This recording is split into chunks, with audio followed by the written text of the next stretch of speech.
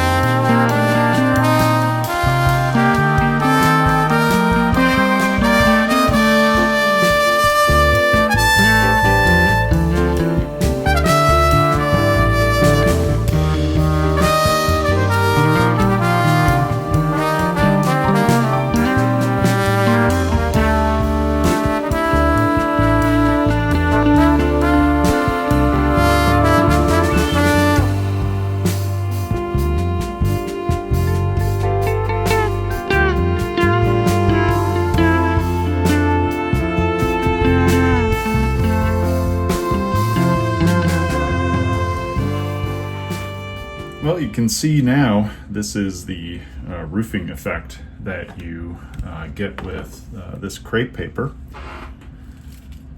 I basically cut it up into a series of strips, as you saw, and then placed the material down almost as if it were actually stripped roofing material. The other aspect of it is I then took other pieces of irregular size and just added those as patches or expansions in other places like that. So you get a really interesting effect. It does start to resemble some of the features of roofing on industrial buildings that's made with this sort of material. And it's another sort of chance to let chance play a role in the building of the layout and the detailing of the layout. You don't really have any clue when you put this stuff down initially how thick or thin or different the pulp is on one piece versus another, versus how much glue is there, etc. And so you get a lot of happy accidents, like these lines here, which very well could be a sort of dirt or drainage effect, or over here. So it's actually really nice. You get something that already begins to look a little bit old and under the weather.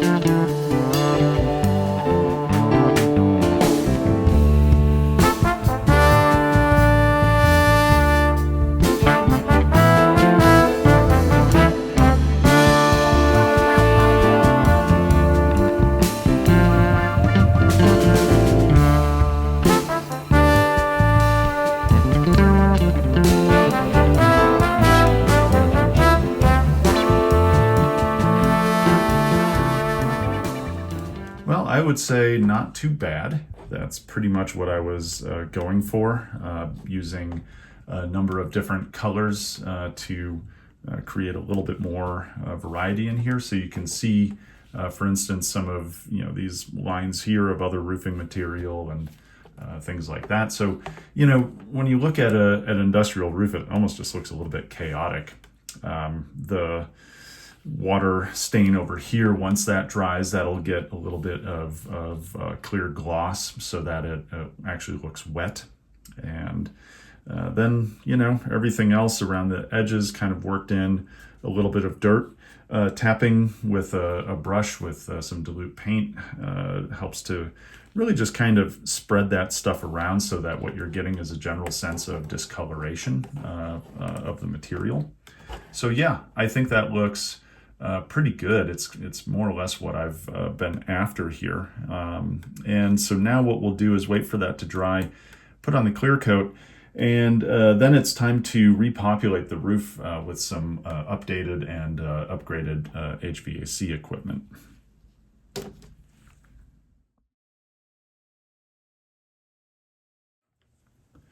In addition to remodeling the building, a lot of the HVAC equipment also needs redoing. When you first get started in model railroading, as with any hobby, you have a certain skill level. And then later on, that skill level begins to improve. And if you're going to spend time now to go back and redo a building, well, might as well redo all of the other components of it too, to help update with skills that you have now. So what I'm doing right now is basically just giving a touch of the blue-gray or gray-blue color to these roof vents. And that reminds me, I've also got this upblast vent that was on top of the elevator shaft. That also needs the same treatment. So what I'll do is basically just start to progressively discolor these things, just to make them, look a little more dirty and gnarly, as if they were installed sometime in the 70s or whatever, and nowadays are maybe just a little bit past their prime. So this is basically everything that I will be adding onto the building roof, in addition to those vents that you saw me painting earlier. Now this is one of those Walthers HVAC units, and I was trying to do a little painting on it, and what ended up happening is I noticed that I was not able to get any good kind of paint over where those vents are. So what I ended up doing is basically just taking some of this. This is some square tubing, 3/8 inch, and I cut a couple of pieces and then cut them at 45 degree angles, basically to make a sort of hood over the area where the air exchanger would be. So that's actually kind of nice. It covers up that area. I sanded it down in order to get rid of the grid work on the outside, so it's a little bit more smooth. And then I've got some 3D printed components here. I've got one of the blowers over here, a couple of tiny little things like that. So this should be enough furniture for the moment for the roof, and then we can deal a little bit more with how to actually install this onto the building. But for now, time to get this primed in NATO black, get it painted, and go from there.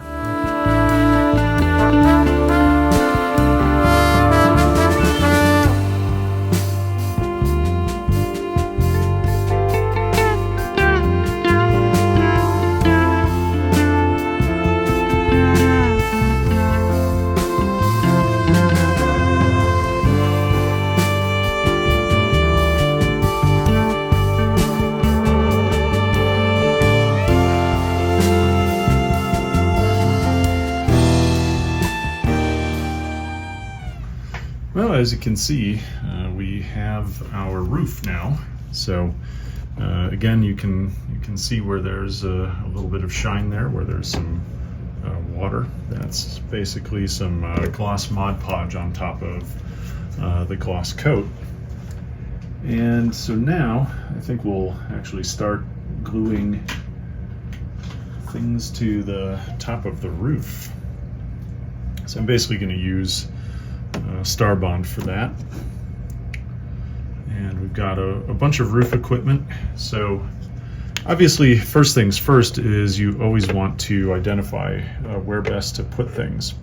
All right, we've got various bits and bobs of roof furniture to mount onto the roof now. So I've got a couple of these, different chimney types, which is nice. Also got a few of these vents like this. Also pretty nice little bits. Everything has been rusted, as you can see. It's all been exposed to the elements, and that really helps to just kind of increase the amount of realism that comes with these things. So this will be the mounting bracket for that blower. And at this point, the key thing is, where do these actually go on the roof? I've got, a number of turtle vents here. These will basically go in an equidistant portion, presuming that there are essentially fans for keeping that upper level cool. The up blast vent goes on the elevator shaft. That'll stay where it is. And then some of the other stuff, we can just kind of identify where best it goes based on where it goes on the prototypes.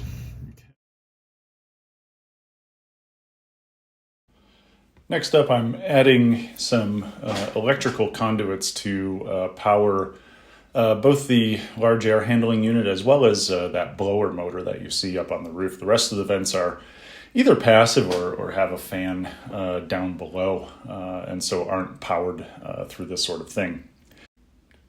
So it's pretty common on rooftops to have external power conduits like this that run to and from these sorts of units.